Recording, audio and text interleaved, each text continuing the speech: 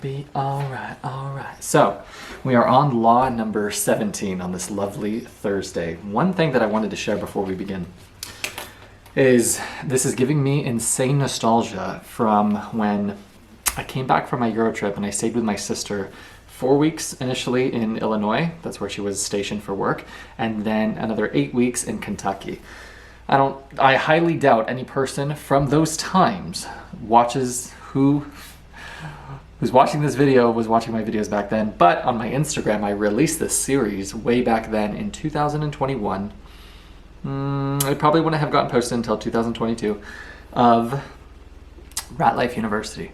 And I'm just starting to get into the habit of the same sort of lifestyle where I had full autonomy of my time, full autonomy on my sleep schedule, full autonomy of training. She paid for all of my meals, so I had all of my protein and just all of my bodybuilding goals I was able to, work on. And I got to spend every day solely focused on personal development.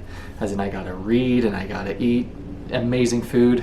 I don't know if you have a half Middle Eastern sister, but they're amazing cooks, amazing hosts, amazing, the definition of hospitality. I love my sister, my older sister, and my younger sister, but my older sister does it in spades when it comes to caretaking. So does my little sister, but she lives in Fresno. That's an aside.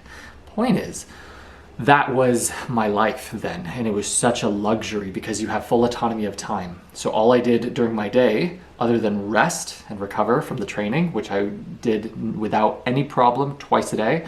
So I would do a weak point body part training with fasted cardio, and then I would be able to take a nap if I needed to for anywhere from 30 minutes to an hour, and then do my training later on in the day, the actual training workout, and then get 9 hours of sleep. And when I wasn't doing that, I was reading. And then when I wasn't reading, I was lesson planning for the lecture. And then if I wasn't doing that, then I don't think I did video editing because I didn't have a computer at the time.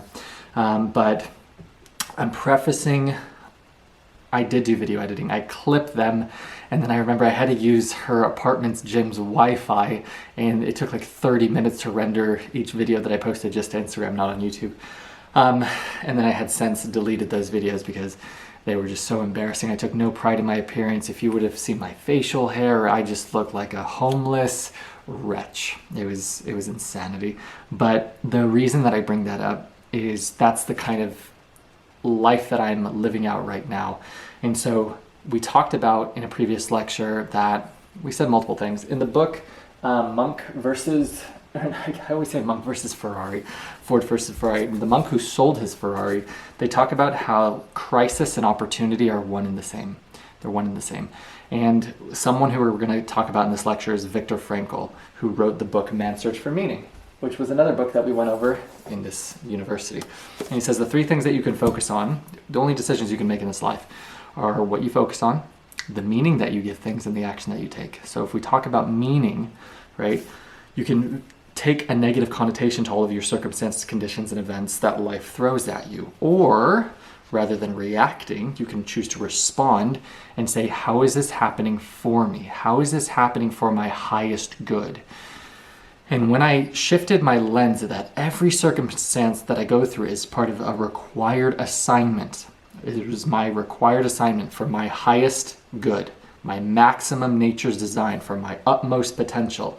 It changed how I view things. So I don't view any negative, I do my best not to, in a negative connotation. I no longer do that. I have forfeited that limiting belief, right? So now I view it as opportunity. So what has this, investigation and this, the position that I'm in right now from my current job, what has it done? It's allowed me to get better sleep. It's allowed me to heal emotionally, spiritually, physically. It's allowed me to think.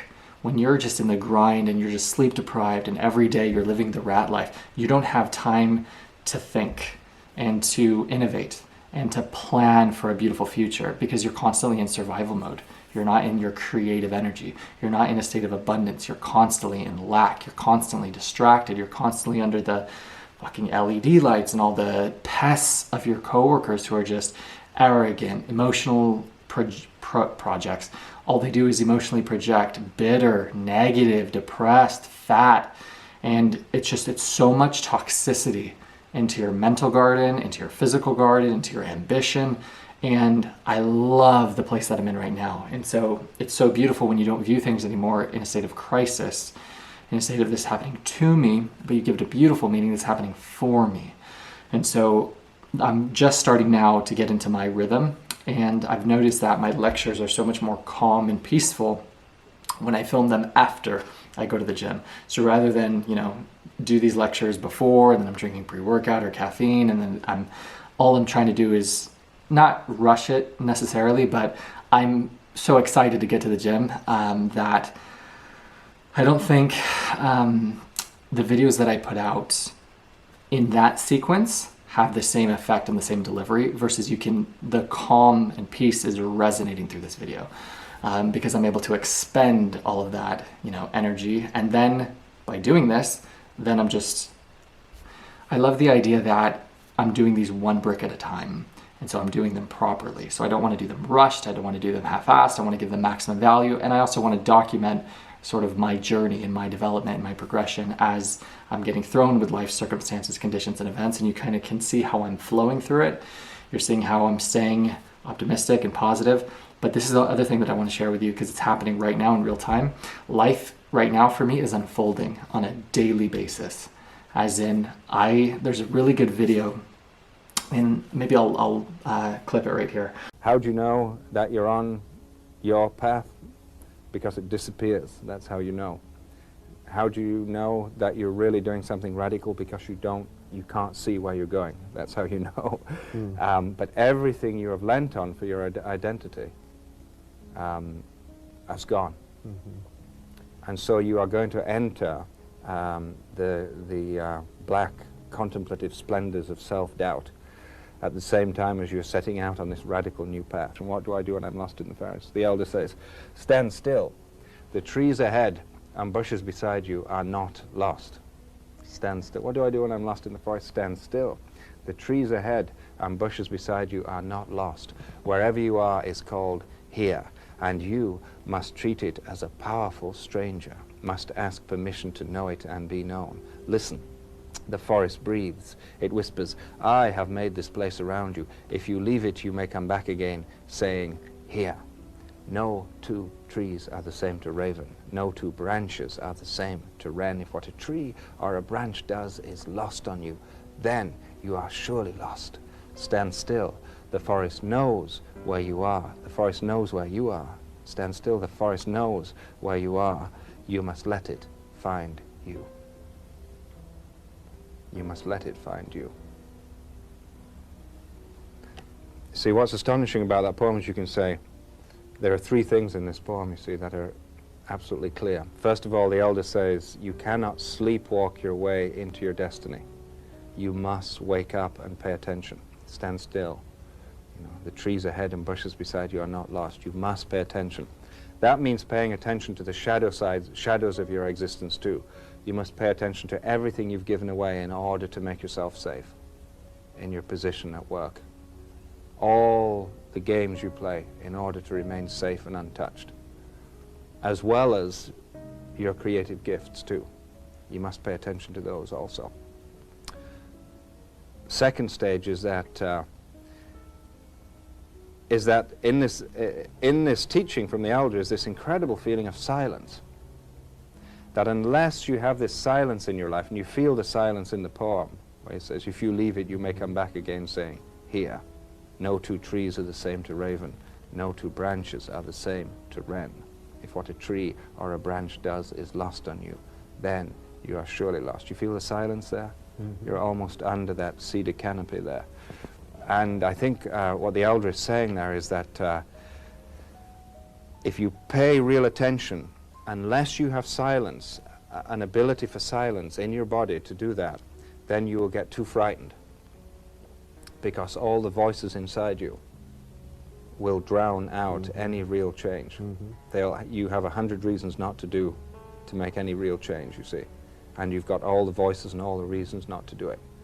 And so the ability for profound silence is being called on here, and then that attention can flower into something else. Because you really don't know what your grief is. If you do feel grief about your workplace, you really don't know what's underneath that grief until you fall into it. The poem seems to be Yes. attempting to awaken a kind of intuitive sense. That's right. And then this amazing last line, the forest knows where you are. You must let it find you. Yeah. This is astonishing because, you know, in the Zen tradition they say, if you go out and confirm the 10,000 things, this is delusion. If you go out and confirm the 10,000 things, this is delusion. If the 10,000 things come and confirm you, this is enlightenment. Ah. See, the Salish elders in the Northwest were saying the same thing. The forest knows where you are, you must let it find you. Where a guy says, how do you know that you're on the right path? And he says, because the path disappears. You can't see where you're going. And when I travel, I achieve that by being in a state of presence. So every single day, even by the hour, it's you give the universe and you give God the opportunity to surprise you and to allow you to follow your passion and excitement and enthusiasm. And I've never been able to tap into that divinity, that divine flow in California, because I've always been emotionally, spiritually cut off. I would cut off that flow from being in a state of grind, from being in a state of lack, from being in, hustling, versus right now in this abundant, peaceful, relaxed, calm state. My life is literally unfolding on a daily basis where people have removed themselves from my life. I just got paid today for my work, so that gave me financial peace of mind for all of the days that, they said you're on paid leave, but you're like, I don't know if that is going to go through. I received an email the other day I had applied for a grant that I had completely forgotten about. And while I didn't get awarded it in the first round, they insisted on me submitting another one. And all I could think about when I was reading that was just God talking to me. And you see all of these opportunities now, and you see all of these doors that all you have to do is walk through them. You know what I mean? So the beauty about that is life is unfolding on a daily basis. So I literally have no idea what's going to happen by the end of the week, who I'm going to meet, what opportunity is going to present itself, but I literally cannot see further than 24 hours at a time. Like, I know where I'm trying to go, and I have my goals, and that's all fair and good, but it's literally, life is beautifully unfolding on a day-to-day basis by being in this state, and it's fucking beautiful. One more thing that I'll share before we get into law number 17. I was watching a video by that manifester, channeler guy that I told you. He channels an entity he calls Bashar. And he was talking about an idea. This woman was like, I really want to travel. And then he was like, so why don't you? And she was like, well, I don't want to spend all my money and then not have any money. And he said, what makes you think that you need money to do? And he was picking it apart. He said, do you want to hear a story about this photographer? And it's so important that I share this, and we'll get to the lecture, but I think this is the meat and bones of the lecture. He said, the story of the photographer is this photographer really wanted to go travel the world, but he didn't have any money. And so he went to the airlines and he said, I would like to travel for free, please. And then, of course, they laughed at him. And then he said, I understand the idea of fair exchange, as in if you want a flight, yes, it's going to require currency in order to have that fair exchange. He said, that's all well and good. But then he said, so the photographer told him that, well, I really want to go to these places and take these amazing photos, and I can give you these amazing photos, for your airline, for your advertising, for your marketing. And they agreed. And so this person got paid to go travel the world, to go stay in five-star hotels and do what they loved, which was follow their passion of photography. And they didn't spend a dime, right? Not a dime. And so I thought about it. It was I think it was last night or this morning in my reflections. And I thought, what if we just lean into our passions, right? What if, and this was a thought that I had that I'm really excited to share with you guys in this lecture. I was doing a walk the other day, and this ties in what I was reflecting on again, because it's just an idea that's kind of been teasing me. And I said, what if what we've been taught about money is all a lie? As in, how you can be in a harmonious, very powerfully energetic state, and that's your peak law of attraction for people, right? When you feel whole and you feel fulfillment within yourself, not within needing validation from anybody else. That's when you're your most attractive. Okay, stay with me. I said, what if money has that same vibration, that same vibrational frequency, that if you're just resonating in abundance, in this abundant state, you attract money? And I said, what if the caveat is this? I said, what if rather than you being given literal pieces of paper just by, you flowing, right, in that divine state that we talked about, I said, what if you begin to co-create with the universe, and the universe and your reality begins to shift to where opportunities get presented and then indirectly result in the money that you seek.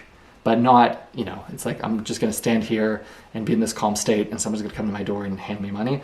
I said, I don't know if that's how it works, but what if I stand here in this, energetic peak state of, abundance and vibration, and then opportunities get presented to me that fund my dreams, fund the traveling, fund the entrepreneurship, fund the passions, and you just sort of lean into that.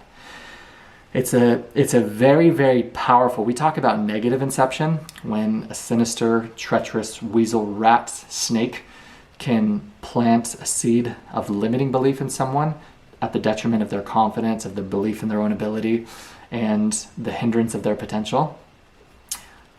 The reverse of that is beautiful inception. We can plant a seed, such as the one that I just shared with you, that could inspire that idea of putting weight and putting belief into that ideology.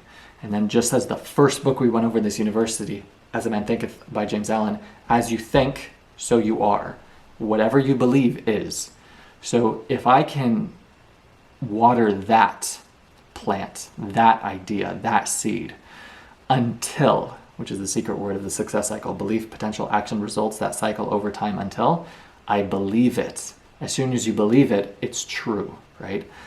And so it's just a fascinating idea that I'm sort of walking down in my path of spiritual development, spiritual enlightenment, that I wanted to share with you guys before we get into the lecture, because this is what I'm choosing to lean into. And the consequence of this is that video, that life, you can no longer see the path, which is the perfect indicator that you're on the right path, because the path disappears.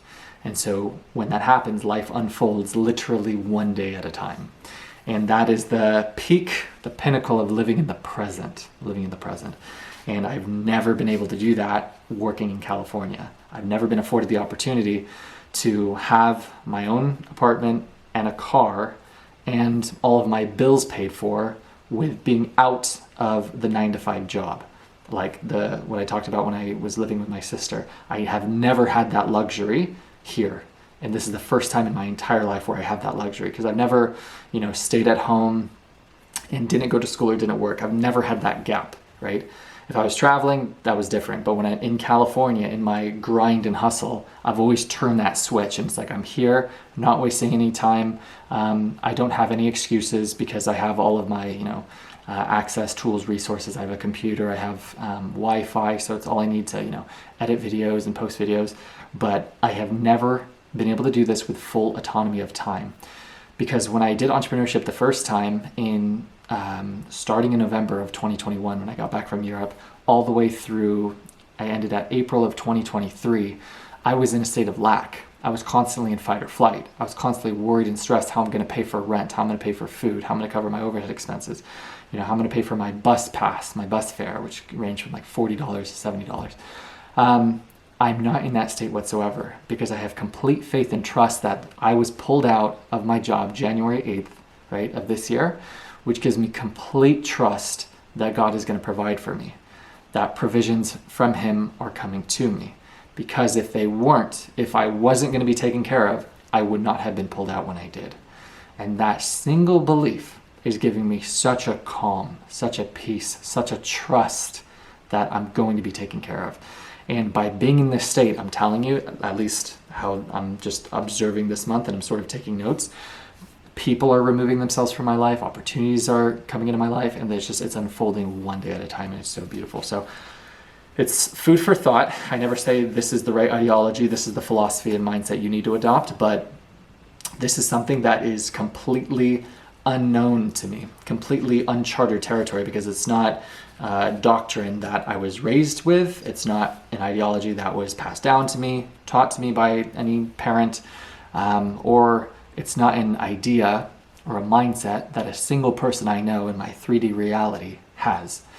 So it's it's beautiful because we talk about, or people talk about like on Instagram, social media, you know, living in the present and this, but they never disseminate and distill it down the actionables that happen as a consequence, how your life unfolds as a consequence, the documentation and data observation of what happens in the day-to-day from the state, right, that you're in. And so it is just beauty and it's just magic.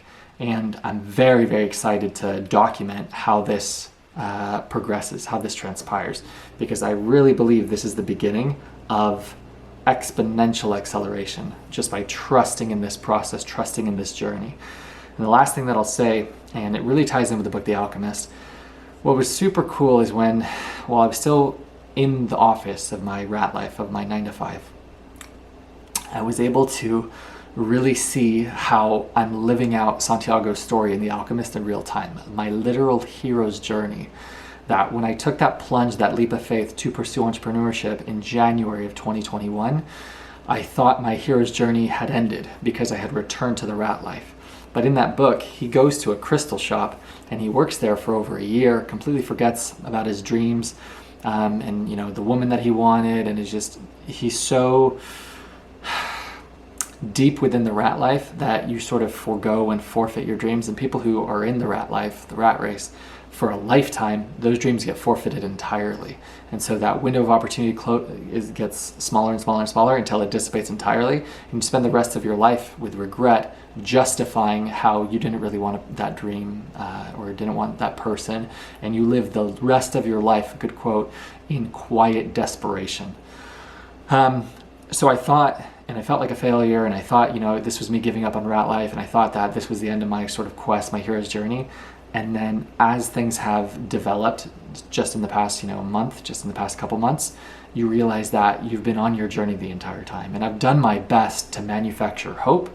And I shared this in a previous lecture. I would always, when my lantern, my light would go out, when all hope was lost and full-on despair was threatening of a life of perpetual slavery within the rat life, and I had no hope of escape because I didn't have a pending job interview and I didn't have, you know, any sort of projected income or opportunity, I would book flights for trips that I wouldn't go on, just to sort of say, okay, I just need to make it until this day. And it was literally my way of giving myself hope to just hold on a little longer. And then as I got here, then I was just like, okay, I can make it a little further. But when I'm talking about, you have to do whatever it takes to save yourself, whatever it takes to manufacture hope when all hope is lost, that's exactly how I did it. And it's just, I created and manufactured hope by really, you know, spinning myself negatively financially, just because I didn't have a light in my life anymore. And so when all lights were out, when all hope was lost, I was just like, I need something to look forward to. I need something to, you know, alleviate the fucking misery that I'm enduring on a day-to-day basis by living this life. Do you know what I'm saying? That's completely the antithesis of my soul, of my character. My soul is on fire, playing a character that's not me. This fucking work courtier, this 9 to 5 tax-paying, law-abiding citizen slave. You know what I'm saying? Where you're working and 40% of your income is getting thrown in the trash to tax that's made up, when they can print money out of thin air. And it's just insanity and it's madness. And you're surrounded by people who are completely content forfeiting their passions and their dreams for a life of mediocrity. And you're just like, I need to get the fuck out of this environment. This is so unhealthy. This is so limiting. This is so, I don't want to say the word pathetic, depressing. Very, very depressing. When you talk with people, and particularly men who are completely content on their position right now being for the next 30 fucking years. And I'm just like, how do you justify that? How do you justify that to yourself as a man, to your family? That this is all that I'm going to strive for. This is all that I'm going to become in my one life. I'll tell you what terrifying, and I know I keep saying just one more thing, but I love this. A terrifying thought is what happens when you're on the end of your video game. You're on death's door, and then you go to St. Peter's, you're talking with God, and he shows you the person who you could have became, and that person looks like a complete stranger to you. What a fucking terrifying thought that is. Because you chose the coward's way out. You chose the path all traveled, right? Not the path that no one travels, not that thin, narrow path of, risk, which is all perception, of fear and danger, which is all perception, but you took comfort rather than discomfort, and growth and opportunity, and closing the gap of your potential of who you are and who you can be. And so when you die and you have to see the person who you could have become and you don't even recognize them, versus you go and you've lived your life, and then when you meet that person at time's end, it's as if you're looking into a mirror. And so I love that. And that's the thought that terrifies me, is that I, at the end of the video game, come to find out the man that I could have been had I had the courage to pursue. And that's the whole mantra within Rat Life. It starts with belief and the courage to pursue. Anyone can escape. When I say escape, anyone can live a life of freedom forever. It is not privy to the elite, to the special, to the sacred few. Anyone can live free. But then you have to ask yourself, what price are you willing to pay for freedom? You know what I'm saying? I was willing to live in my car for 93 days. I was willing to do whatever the fuck it took, whether it was being homeless, whether it was spitting myself to book a flight because I didn't have any hope and I was just, riddled with despair. But I think that's the game. And I will live and die by that creed, that anyone can escape, anyone can live free, because I have to believe that. I have to believe that I can live a life of perpetual freedom in the one that I fucking have. And I have that resolve. When I talk about going back to the rat life, going back to the 9 to 5, I've told God, I said, I am never going back to an office. I said, I don't care if I'm pursuing this dream and I have to be fucking homeless or I have to work in a hostel as a volunteer. I said, I do not care. If I'm broke, if I'm drowning in debt that I can't pay off and, collectors are having, I said, I don't care. I said, I am never going back to the fucking rat life. Period. So the beauty about that is life, God, fates, it's that quote from Jim Rohn, they all conspire, they hold a conference when a man is resolved, as if to say, we best step aside, for we are powerless against this kind of resolve. And so when you are resolved to a life of freedom, the price to pay is easy. This is all a fucking means to an end. And I was willing to do whatever it took. I applied for jobs every single day, like anything to, create that financial margin so that I could pay off debts. I did everything that I possibly could to be free for myself, to secure financial, promise for me, for my future family. I said, it's all or none. And so I'm in the stage right now where all of my boats are burned. There's no plan B, there's no escape plan, there's no, ulterior option. It's freedom or nothing. It's freedom or death. Like, I would rather die than go back subject to abuse and harassment and bullying and attempted fucking manipulation and, just emotional projection and horrific leadership. The beauty about me returning to the rat life is it removed all imposter syndrome on my leadership ability. As in, I never saw myself, my self-image, it wasn't developed that I'm the leader, that I'm a leader, that people look up to me. Because nobody tells that to me, nobody shares that with me up until recently. And when I was in the office looking at people with the highest titles, I learned that leadership is just integrity. Leadership is just courage. Leadership is just not being a fucking coward when you have the opportunity to stand up, to speak the truth, to do what's right, when it's hard, when you're by yourself. And when I was looking at all the people who are leaders, the number 2 in the school district, the number 1 in the school district, I realized I'm more of a leader at 29 years old than any of you motherfuckers. And it's so beautiful because when you stand at that pillar, as that pillar of courage for other people, you inspire them to be courageous, to speak the truth, to do what's right. You know what I'm saying? So I think, and I love the book, The Meditations, because it all resonates. Do you know what I'm saying? That it was just required by my nature's design to go back to the rat life, to shatter that limiting belief, to be put through so much pain that it would elicit so much growth, right? For me to be 100 times the leader that I otherwise would not have been had I not returned. So with that, it's a very short lecture, so we'll get into it. Here we go. And I put the AC on late, so if I'm sweating, that's why. Okay, law number 17, the 48 laws of power. Here we go. Keep others in suspended terror. Cultivate an air of unpredictability. So the most terrifying thing is somebody who, number 1, you cannot predict because you have no idea what they're going to do. And number 2, that's exacerbated by someone who has nothing to lose. That's terrifying. And so I've learned this when I've gone to really poor areas. Like when you're in, favelas in Brazil, when you're in fucking the corner streets of Albania, like there are people who literally have nothing to lose, and you have no idea. I learned this from Andrew. Some people are just completely willing to go to jail for fucking and do 20 years, and you have no idea who that is. I was in Barcelona in a hostel, and there were these two dickheads who they literally had that persona, like they were completely fine murdering somebody. And at that point, you just have to shut the fuck up, because you have no idea what level of insanity they're willing to take it over nothing. Do you know what I'm saying?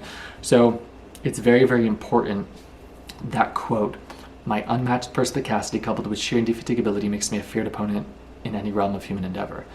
Unmatched perspicacity, unmatched ability to perceive. As in, you're not asleep, you're not naive. You know what I'm saying? You're not necessarily in a state of judgment, but you're not being stupid, and you're being aware, and you're being proactive in your safety. And you have to do this particularly as a man when you're looking to protect and provide for your woman, for your team, for your group. Do you know what I'm saying? It's that tribal leadership, always looking out for danger. A savage servant, right, is what every man should strive to be. It's that quote from Jordan Peterson, "You should be a monster and then learn how to control it." And as somebody who has that veracity, is that a word? That just, fire, tenacity, you can spot that in other men. You can spot men who have that killer instinct. When you know what lurks inside of you, kind of a deal. When you know the savagery you're capable of, and I think all men can resonate with that, and keeping that in check, you can appreciate that sort of calm, tamed storm within other warriors who are warriors in a garden. You know what I'm saying? And I love that idea so much, because I learned it again from Jordan Peterson. There's no virtue in you not being capable. As in, if you're just kind and nice by default because you lack the ability to be a monster, then you don't have the virtue of kindness and of, stoicism and control, because you don't have the alternative. Do you know what I'm saying? It's only the ones who have the capacity to wring your neck and choose not to that have that virtue of control, of emotional control. So with that, here we go. Your predictability gives others a sense of control. Be deliberately unpredictable. And I put, how exciting. Like from Willy Wonka, where he's just like eating popcorn. And he's like, I don't know what's going to happen. The suspense is terrible. He's going to go this time. I hope it'll last. Taken to the extreme, the strategy can intimidate and terrorize. It's very, very true. Why? Because you have no idea what level of insanity someone is very willing to go. Some people are just willing to do jail for 20 years, go 0 to 100. You have no idea. So that's the importance of treating everybody with kindness, everyone with consideration, everyone with respect, because next thing you know, someone's going to be coming. Dane Cook did a hilarious stand-up about this. He's like, I always give chocolate to some guy who I think might be a shooter, so that when he comes into the office, he's like, and then he gets to my cubicle and he's like, thanks for the chocolate. And then he gives them. Awesome. But yes. Next. When people cannot figure out what you are doing, they can't, and this was my notes. When people cannot figure out what you are doing, they can't position themselves to control, manipulate, use, benefit from, or defend themselves from you. And it's very true. Think about it. You're playing chess.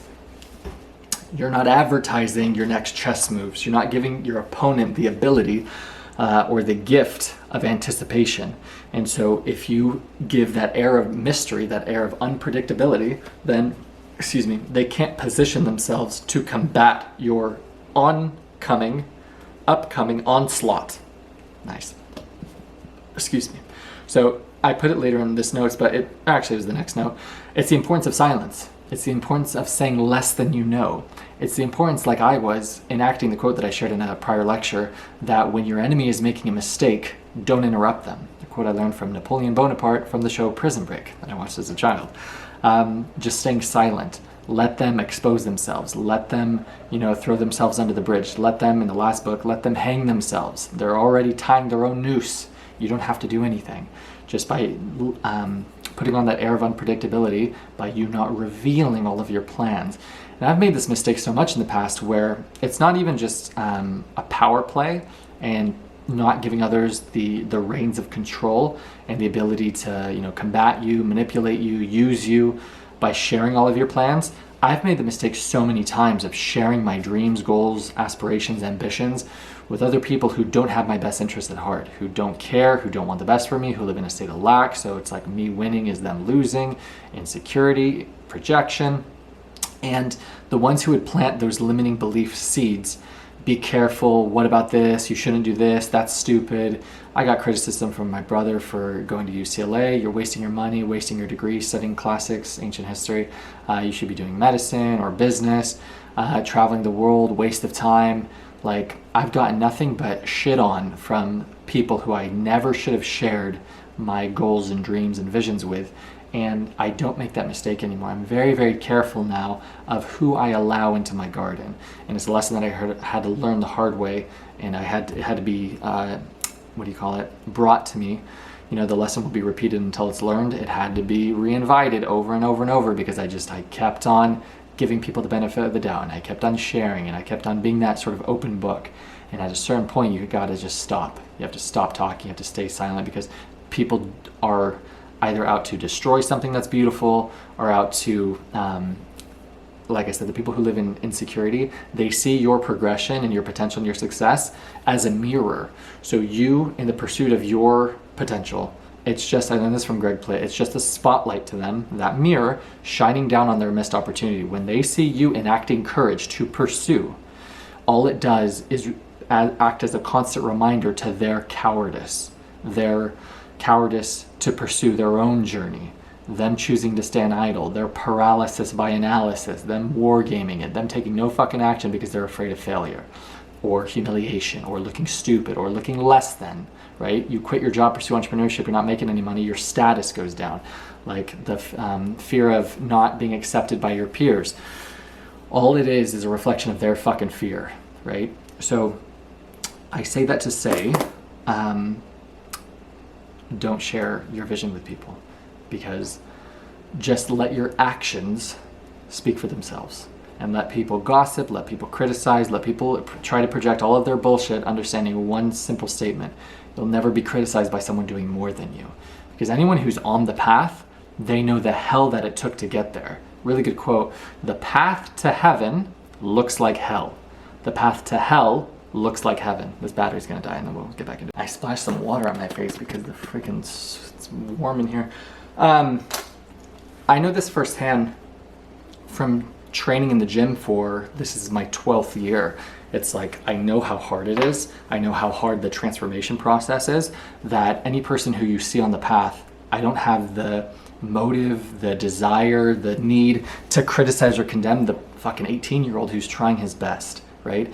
It's always those dickheads who have never done the actual work, who have the time, energy, desire to try to put somebody else down.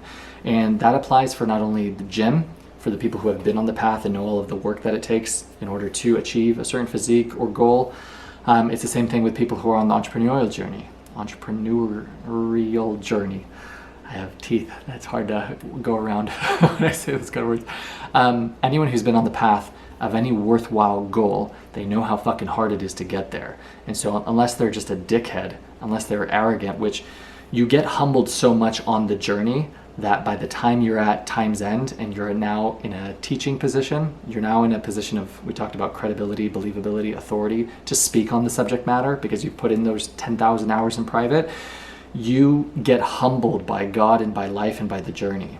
And so very seldom do people have arrogance at time's end when they've been through the fire, dude, when they've been on the path to heaven that looks like hell. So don't take it personally, which is a lesson that we learned in the 4 agreements. I have it right here by Don Miguel Ruiz. To recap these ones, it's important for you guys to know. Always keep your word, be impeccable with your word. Don't take things personally, don't make assumptions, and then always do your best, because you're not always going to be able to keep your word or not take things personally, especially when it's someone that you care about, when you love, who wrong you or betray you or the like. And then don't make assumptions. A lot of the pain that we incur, not on this tangent, is from making assumptions that could be complete conjecture, as in you have no idea what this person's going through, you have no idea, you know, what led them to make whatever decision, and if it's like we talked about, their emotional projection has nothing to do with you. So don't make assumptions, don't take it personally. You know what I'm saying? Next, unpredictability.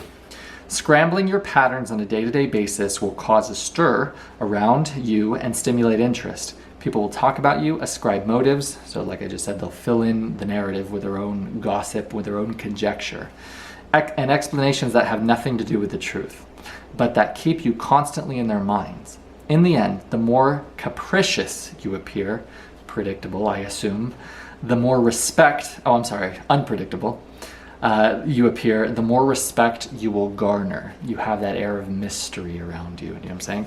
And here's the paradox. The path to success is predictable. I learned that from Patrick Bet-David, who's an author of 2 of these books that we're not going over right now, but I have them here. One sec. Ugh. He's the author of Your Next 5 Moves and Choose Your Enemies Wisely. And he talks about that the path to success is very predictable, as in if you're just grinding it out on a day-to-day basis, doing content, the person watching you can see, yeah, he's probably going to post this video. Yeah, he's probably going to post this gym clip. And it's very, very predictable. And so, like we talked about, for the last law, use absence to increase respect and honor, you'll lose that sort of air of respect and appreciation from other people from your omnipresence. So they begin to take you for granted. You know what I'm saying? Because they see you all the time. And so your aura goes down. However, over time, you'll surpass everybody who's not consistent. So that's the paradox. So by you showing less, right, you get more respect, but by you showing up every day, you'll just be predictable, right? So unpredictability, heightened respect, that mystery, that's lower predictability, mystery, higher predictability, less respect, but more progress towards your goal from the consistency. We hammer down. To finish, last quote.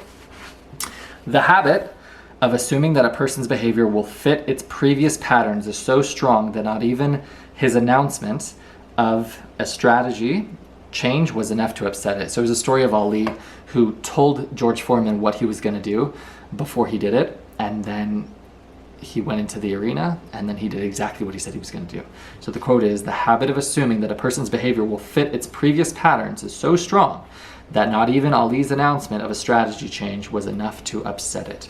And I learned this from, I don't remember who, but we need predictability because it gives us a sense of security and safety. So whenever it allows us to assess people who could otherwise be threats. You know what I'm saying? And in the rat life, you're concealing your, threatening nature just because you're in a cordial environment where we're all trying to keep the peace and not trying to, kill each other or scheme and plot against each other. At least theoretically, that's how it should be. So you gauge the other person's sort of danger level, or there's an airplane outside, or in Dragon Ball Z, their power level, and you're constantly trying to figure out that this person's non-threatening and, will be able to be cordial just for, biological safety. If you go back in time, we need to do that sort of threat assessment. And any guy watching this can attest to this, because we do it on a day-to-day basis, whether you're conscious of it or not. Anytime you're in the gym and you see a guy, it's a split-second assessment to see if he's a threat or not to your safety. And if guys do that, and I know that 1000% is true, I can only imagine girls have that same sort of assessment process, that this guy's a predator, that I need to be on my guard, or I need to position myself this way, or be aware of him, perspicacious. I need to, tap into my perspicacity amongst this predator who's looming over me, right? But guys do that for other guys anywhere that they see them. It's very, very quick. And then if he's a non-threat, then you just, don't pay him any mind. But if he's someone who, this is a perfect example. In the gym, there's this guy, blue hair, I stayed the fuck away from him because he's one of those people who feels the need to shout every set and he's not lifting any weight. And this ties into having that air of unpredictability. This person gives me all the vibes of he's such a psycho with such a need for significance and to garner attention from other people that he'll shout and scream and throw weights, that I stay away from him because I have no idea the level of crazy this child is about to go. As in, this person could have a knife on his person and be, you know, completely... Do you hear that? That's my fridge. There's a ghost. And have no qualms pulling it out, murdering me. So those kind of psychos, I stay the fuck away from. But that perfectly captures the idea that the ones who have the greatest unpredictability, that have the perception of no control, you can't have any control over them without physical insinuation. So I know we danced around there at the end, but you understand the point. So the recap for law number 17 is keep others in suspended terror, cultivate an air of unpredictability. One thing that I didn't talk about in this lecture is it's very, very powerful for garnering excitement and surprise within a person that you're dating, because of the thing that we talked about in the last law. As in, if you tell the person everything and you're always present and you're always accessible, there is no air of mystery. There's no room for excitement or spontaneity or surprise. However, if you allow for a little bit, not overwhelming amount, but a little bit of unpredictability, then you keep the fire in your relationship alive by allowing room and space for surprise. Good surprises, not blue-haired gym nerds gonna, shank you. The good surprises are like flowers or homemade, chocolate chip cookies, or they wrote you a handwritten note, saying, Tarek, you're just so awesome and magnificent, I love you so much. Just whatever it happens to be. Alright, I'll see you guys tomorrow. That's law number 17. Today's Thursday. We're all gonna make it. Rat life, anyone can escape. Starts with belief and the courage to pursue. Have that courage, be that man in the arena. We are all gonna make it.